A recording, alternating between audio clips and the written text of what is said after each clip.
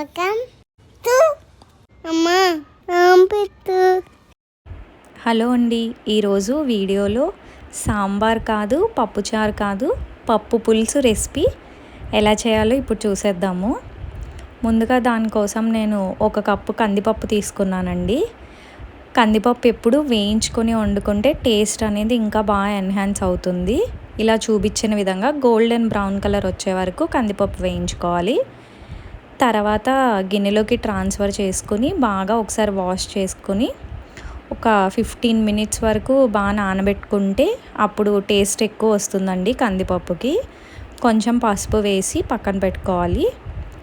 తర్వాత నిమ్మకాయ సైజ్ అంత చింతపండు తీసుకుని నానబెట్టుకోవాలి. ఇందాక కందిపప్పు కడిగి పక్కన పెట్టుకున్నాం కదండి, అది ఇప్పుడు కుక్కర్లో పెట్టుకుని 4 to 5 విజిల్స్ వచ్చే వరకు ఉంచుకోవాలి. ఇప్పుడు దీనికోసం నేను వెల్లుల్లిపాయలు ఒలుచుకుంటున్నాను. వెల్లుల్లిపాయలు ఇంకా పచ్చిమిరపకాయలు ఇలా చూపించిన విధంగా కట్ చేసుకోవాలి చీలికల్లాగా. కొంచెం కరివేపాకు, కొత్తిమీర, వెల్లుల్లిపాయలు ఇందాకనే ఒలిచి పెట్టేశానండి. 5 నుంచి 6 తీసుకోవాలి. తర్వాత బాండి పెట్టుకుని 2 స్పూన్ల నూనె వేసుకోవాలి. నూనె వేడైన తర్వాత అందులో కొంచెం మెంతులు, 1 స్పూన్ ఆవాలు, ఇందాక ఒలిచి పెట్టుకున్నాం కదా వెల్లుల్లిపాయలు కూడా వేసేసుకోవాలి. హై ఫ్లేమ్లో పెట్టుకుని వేయించుకోవాలండి. వెల్లుల్లిపాయలు కొంచెం బ్రౌన్ కలర్ వచ్చే వరకు వేయించుకోవాలి. తినేటప్పుడు టేస్ట్గా ఉంటాయి. 1 స్పూన్ జీలకర్ర కూడా వేసుకోవాలి. ఒక ఎండుమిరపకాయ వేసుకోవాలి. ఇలా చూపించిన విధంగా అన్నీ బాగా కలుపుకొని ఆవాలు చిటపట్లు ఆడాక ఇందాక కట్ చేసి పెట్టుకున్నాం కదా కరివేపాకు, పచ్చిమిరపకాయలు వేసేసుకొని ఒకసారి బాగా వేయించుకోవాలి అన్నీ. వెల్లుల్లిపాయలు చూసారా ఇలా బ్రౌన్ కలర్ వచ్చేసాయి కదా, బ్రౌన్ కలర్లో ఉంటేనే తినేటప్పుడు చాలా బాగుంటాయండి వెల్లుల్లిపాయలు. బాగా వేయించుకున్న తర్వాత ఇందాక చింతపండు నానబెట్టి పెట్టుకున్నాం కదా, అది ఇలా జ్యూస్లా తీసుకొని పోసేసుకోవాలి. ఇందులో వాటర్ కొంచెం మరిగిన తర్వాత అందులో కొంచెం పసుపు, 1 స్పూన్ ఉప్పు వేసుకోవాలి. నేను కల్లుప్పు వేసుకున్నానండి టేస్ట్ బాగుంటుందని. 1/2 స్పూన్ కారం, కొంచెం బెల్లం వేసుకోవాలి. బెల్లం వేసుకుంటే టేస్ట్ చాలా బాగుంటుంది పప్పు పులుసుకి. ఎప్పుడు టేస్ట్ అనేది బ్యాలెన్స్ అవుతుంది. ఒకసారి బాగా కలుపుకొని బాగా మరిగించుకోవాలి ఈ నీళ్ళు అనేది. బెల్లం అది వేసుకున్నాం కదా అప్పుడు చాలా బాగుంటుంది.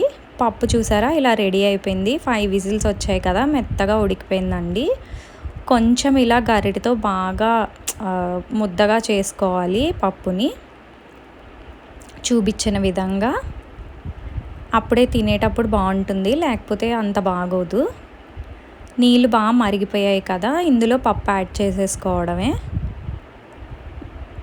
బాగా ఒకసారి కలుపుకొని పైనుంచి ఇంకొంచెం నీళ్ళు పోసుకోవాలి. పులుసు అనేది ఎంత పల్చగా ఉంటే అంత బాగుంటుందండి. ఈ పులుసుకి ఏమీ పొళ్ళు కానీ ఏమీ అవసరం లేదు. సాంబార్కి అయితే సాంబార్ పొడి అవన్నీ కావాలి కదా, దీనికైతే ఏం అవసరం లేదండి. సింపుల్గా అయిపోతుంది. కూరలు ఏం లేనప్పుడు కూడా ఇది ఇంట్లో ప్రిపేర్ చేసుకోవచ్చు. ఇంకా టేస్ట్ అయితే చాలా చాలా బాగుంటుందండి. నీళ్ళు పోసుకోమని చెప్పాను కదా, నీళ్ళు పోసుకున్నానండి నేను.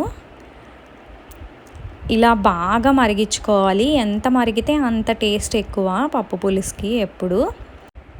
ఇప్పుడు అందరూ కొత్త ఆవకాయ కూడా పెట్టుకుంటారు కదండి. వేడివేడి అన్నంలో ఆవకాయ కలుపుకొని ఈ పులుసు నంచుకొని తింటే చాలా బాగుంటుంది. మా ఇంట్లో అయితే అలానే తింటాము మేము. ఇలా మధ్య మధ్యలో ఒకసారి కలుపుకుంటూ ఉండాలండి. బాగా మరిగింది కదా, లాస్ట్లో ఇలా కొత్తిమీర ఫస్ట్ కట్ చేసి పెట్టుకున్నాం కదా అది వేసుకోవాలి. లాస్ట్లో వేసుకుంటేనే టేస్ట్ బాగుంటుంది కొత్తిమీర ఎప్పుడు. ఇలా చూపించిన విధంగా వేసుకోవాలి. మళ్ళీ బాగా కలుపుకోవాలి పప్పు పులుసు. ఇంకొంచెం సేపు మరిగితే రెడీ అయిపోయినట్టే. దీంతోపాటు కాలీఫ్లవర్ ఫ్రై కూడా చాలా బాగుంటుంది. ఆ రెసిపీ కావాలంటే మన ఛానల్లో ఉంది, ఒకసారి చూసేయండి. కింద డిస్క్రిప్షన్ బాక్స్లో ఇచ్చేస్తాను. రెడీ అయిపోయిందండి, చూసారు కదా. నేనైతే దీంతో పాటు ఒడియాలు వేయించుకున్న, గుమ్మడి ఒడియాలు, చల్లమిరపకాయ చాలా టేస్ట్గా ఉంటుంది. మీరు కూడా ట్రై చేసేయండి మరి నచ్చితే. Like, share, subscribe.